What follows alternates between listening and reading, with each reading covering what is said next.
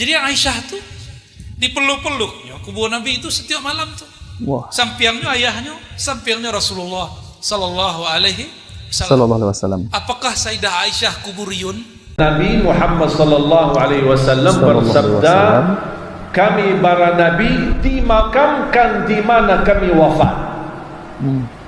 Titiknya wafat, di situ makamnya mereka para nabi. Betul. Ketika Nabi Muhammad dimakamkan di situ, rumah Siti Aisyah sudah tidak jadi rumah lagi, karena tidak boleh Siti Aisyah di situ. Assalamualaikum warahmatullahi wabarakatuh. Kembali ke Teropong Wak Lebay.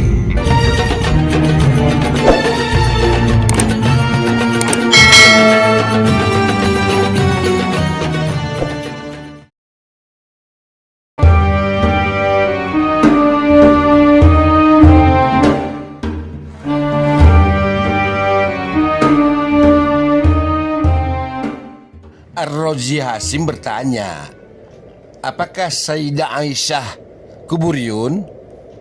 Sebelum dijawab, saya mau bersilaturahim dulu kepada saudara-saudara saya se-Islam semanhat salaf di berbagai kota Indonesia. Insya Allah saudara-saudaraku selalu senantiasa dalam rahmat dan perlindungan Allah. Yang berbaring sakit, diangkat Allah penyakitnya tanpa meninggalkan bekas.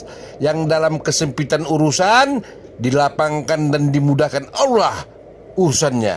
Insya Allah kita tetap tegar, kokoh, berpegang teguh kepada dua wasiat Rasulullah, Al-Quran dan As-Sunnah. Sekarang kita jawab pertanyaan Ar-Razi Hasim. Apakah Sayyidah Aisyah kuburiyun? Tentu tidaklah kawan. Sangat mustahil. Sangat mustahil istri Rasulullah sallallahu alaihi wasallam, Bunda Aisyah, melakukan hal-hal yang syirik. Mustahil. Karena semenjak Rasulullah wafat, dikuburkan di kamarnya Aisyah, bukan kuburan Rasulullah sallallahu alaihi wasallam saja di situ. Ada juga kuburan Abu Bakar As-Siddiq, ayahanda Aisyah radhiyallahu anha. Ada juga makam Umar bin Khattab radhiyallahu anhum. Nah, jadi di kamar itu ada 3 kuburan, 3 makam manusia-manusia mulia. Jadi kalau dibilang Aisyah kuburiyun, enggak. Karena nggak lama kemudian Siti Aisyah pindah ke tempat lain. Untuk lebih jelasnya lagi, mari kita dengarkan. Almarhum Syekh Ali Jaber menjelaskan tentang cerita mengenai hal ini. Nabi Muhammad sallallahu alaihi wasallam bersabda, kami para nabi dimakamkan di mana kami wafat. Titiknya wafat, di situ makamnya mereka para nabi. Betul. Ketika Nabi Muhammad dimakamkan di situ, rumah Siti Aisyah sudah tidak jadi rumah lagi, karena tidak boleh Siti Aisyah di situ. Makanya Siti Aisyah pindah. Karena di situ bukan rumah lagi, menjadi makam, tempat kuburan. Tuh.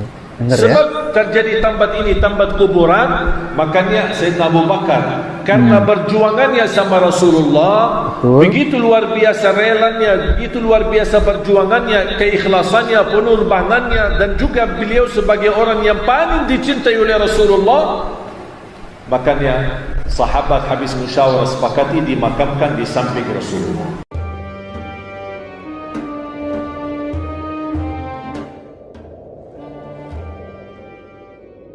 Syekh Fauzan, ulama poros Nabi yang disebut Wahabi oleh orang-orang kuburiyun.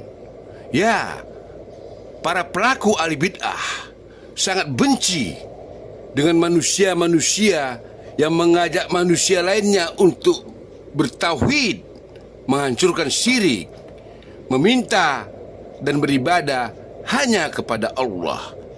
Syekh Fauzan adalah melanjutkan perjuangan dakwah Syekh Muhammad bin Abdul Wahab Itulah resiko perjuangan menegakkan kebenaran.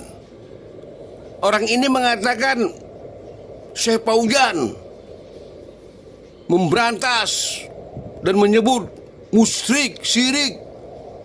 Iya, berziarah itu dibenarkan dalam Islam, diperintah oleh Rasulullah. Substansi dari berziarah hanya untuk mengingat mati. Yang tidak dibenarkan adalah ketika orang datang ke kuburan, mereka beranggapan penghuni kubur itu semasa hidupnya orang yang soleh.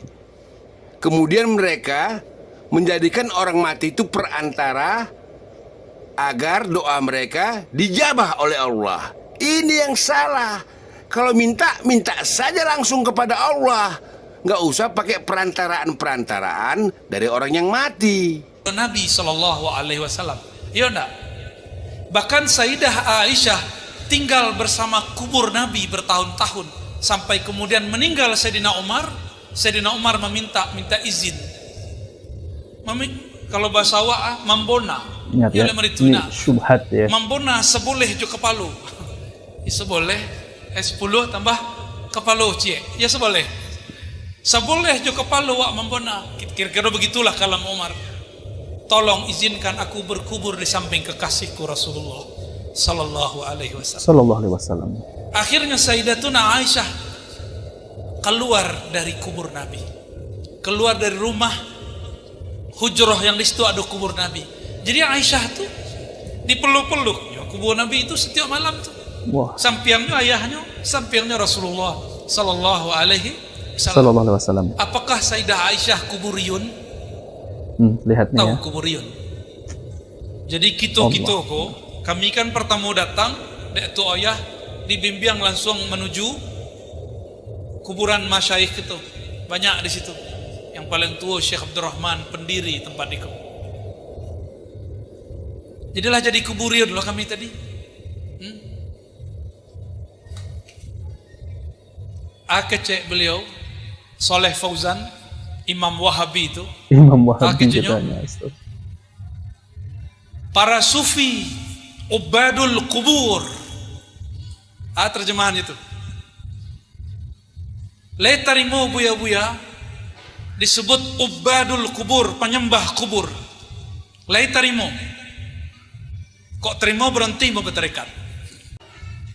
Disebutnya kita berziarah ke kubur, bertawassul dengan orang yang soleh, penyembah kubur. Menyembah kubur musyrik nggak? Mau nggak dituduh sebagai musyrik? Tapi buya-buya kan ciut, nggak mau angkat suara. Bukan ciut, bukan penakut. Sebab buya-buyanya paham. Meminta kepada orang yang mati itu tidak boleh, hukumnya syirik. Untuk lebih jelas lagi, mari kita dengarkan penjelasan dari ulama poros Nabi, Ustadz Piranda, tentang hukum meminta kepada orang yang mati. Tawasul kepada Nabi SAW setelah wafatnya Nabi, ini merupakan bid'ah. Dengan bentuk tawasul tersebut tidak mengantarkan kepada peribadatan. Karena kita tahu bahwasanya orang-orang musyrikin dahulu mereka juga bertawassul. Ya. Dalam ayat seperti kata Allah Subhanahu wa taala, mereka mengatakan ma na'buduhum illa liqarribuna ila Allahi zulfa. Kami tidak menyembah mereka kecuali mendekatkan kami kepada Allah sedekat-dekatnya. Dalam ayat yang lain mereka mengatakan haula'i syufa'auna indallah. Ya. Mereka adalah pemberi syafaat bagi kami di sisi Allah. Jadi orang-orang musyrikin dahulu mereka menyembah sesembahan-sembahan mereka seperti Lata, Uzza dan yang lainnya dalam rangka untuk menyembah Allah. Perhatikan sini. Jadi mereka menyembah sesembahan-sembahan mereka dalam rangka untuk menyembah apa?